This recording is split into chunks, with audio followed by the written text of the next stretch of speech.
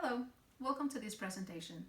The purpose of this short video is to do a review on the leadership book, Walk the Walk, the number one rules of real leaders, written by Alan Dutchman.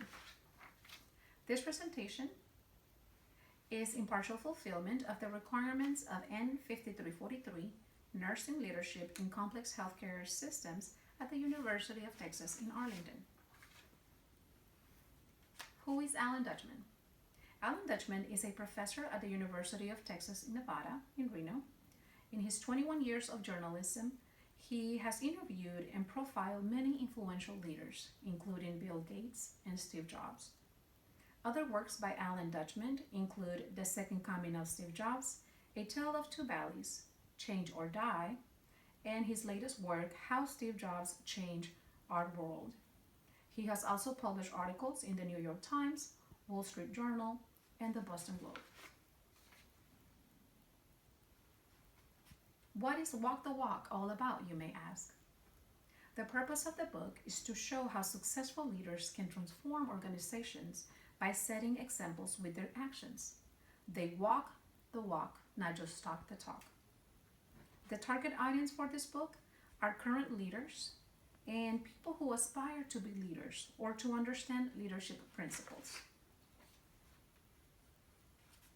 Identify strengths. The writer offers actions that aspiring leaders can follow to transform the culture of an organization. The author's suggested actions are backed up by relevant real-life stories of leaders who successfully transformed companies such as Amazon, Sony, Pixar, and Southwest Airlines, among others. These leaders chose to walk the walk, even when times were tough. Some of the actions described in the book are setting clear priorities or using the rule of one or two.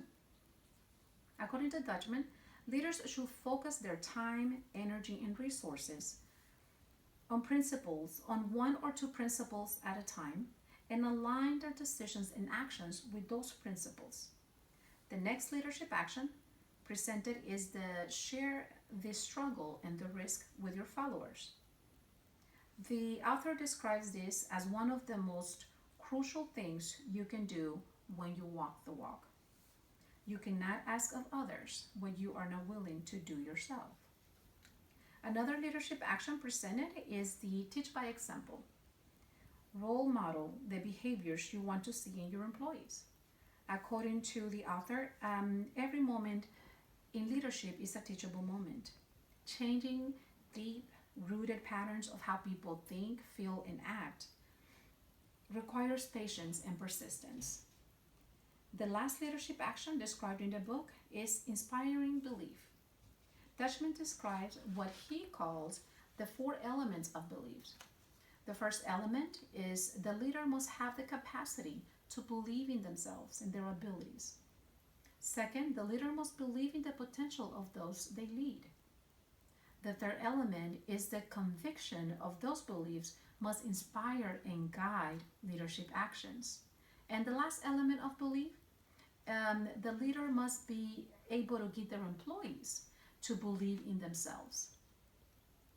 Additionally, the book was easy to read, entertaining, thought-provoking, and the ideas were well organized throughout the book. Areas of improvement. Mr. Dutchman has an extensive journalism and teaching career. However, he lacks first-hand experience in a leadership role. Additionally, the book lacks a substantial plan for changing behavior. Changing behavior is not an easy task. The writer failed to provide leaders with a plan for changing their behaviors from talking the talk to walking the walk. How well were the objectives accomplished? From my perspective, the author achieved his objectives by showing several real-life stories of leaders who were committed to leading by example and allowing their actions to show what they really valued. For example, examples of great leaders like Dr. Martin Luther King, and how in 1962 he led by example when he was struck on the face by a member of the American Nazi Party, and he chose not to fight back. By doing so, he walked the walk of nonviolence. even when times were tough. This is just one of the many examples throughout the book that show how true leadership is more than well-spoken words.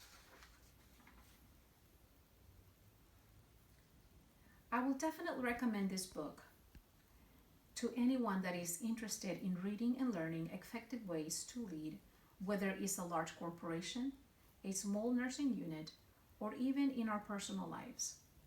The book contains compelling, interesting stories. The principles make sense and are relatable. The book is engaging, and best of all, it does inspire action. My suggestion for further action to the author: leading in the healthcare environment can be demanding and requires different strategies to engage nursing staff, meet patient satisfaction benchmarks, among many other challenges healthcare leaders face in their journey. I will definitely recommend a book focusing on healthcare leadership. Any questions? Should you have any questions, please don't hesitate and let me know. And thank you for your time and for participating in my educational journey. Thank you.